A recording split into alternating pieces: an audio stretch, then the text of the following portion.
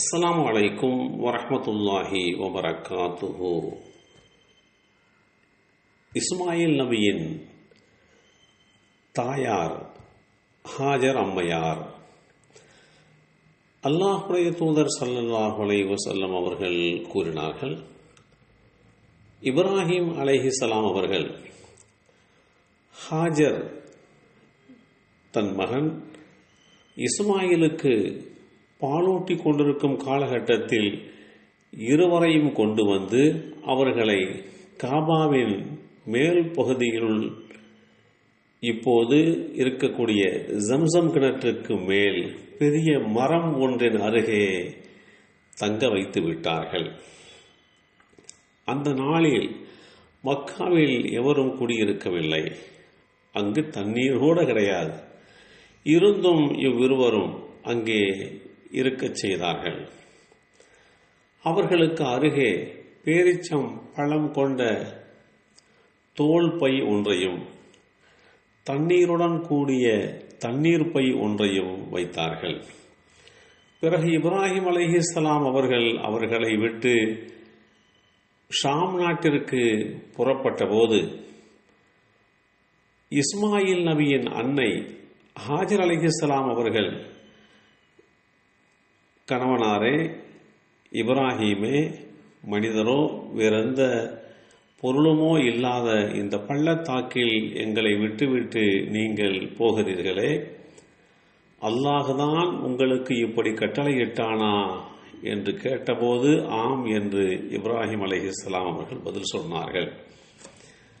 அந்த வேளையில் அன்னை ஹாஜர் அலைஹிஸ்ஸலாம் அவர்கள், அப்படியென்றால் அந்த அல்லாஹ் எங்களை கைவிட மாட்டான் என்று சொல்லிவிட்டு கணவரை அனுப்பி வைத்தார்கள்.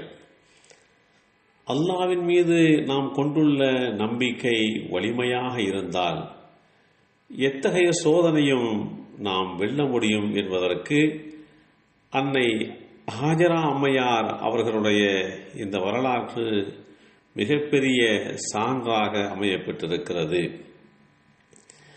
இந்த செய்தி ஸஹீஹுல் புகாரியிலே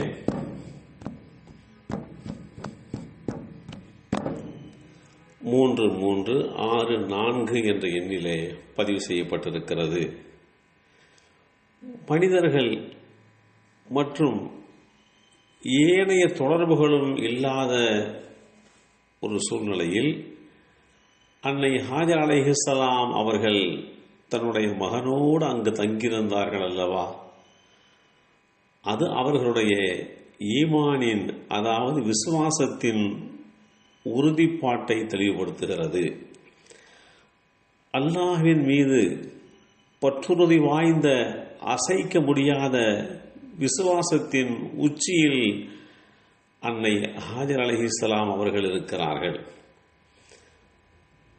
உலக முஸ்லிம் பெண்மணிகளில் முன்மாதிரியாக திகழும் இவர்களுடைய தியாகத்தின் விளைவு உலக முடிவு நாள் வரை உலக மக்களால் பேணப்பட்டு வரும் ஹஜ் வணக்கத்தின் பல செயல்பாடுகளில் அன்னை ஹாஜர் அம்மையார் அவர்கள் பட்ட துயரில் மீட்டலை, அவர்கள் அடைந்த துயரத்தின் மீட்டலை இந்த இஸ்லாமிய சமுதாயம், குறிப்பாக பெண்ணினம் ஐவேளை நினைவு கூர்வது இஸ்லாமிய நெஞ்சங்களுடைய தார்மீக கடமையாகத்தான் பார்க்கப்படுகிறது.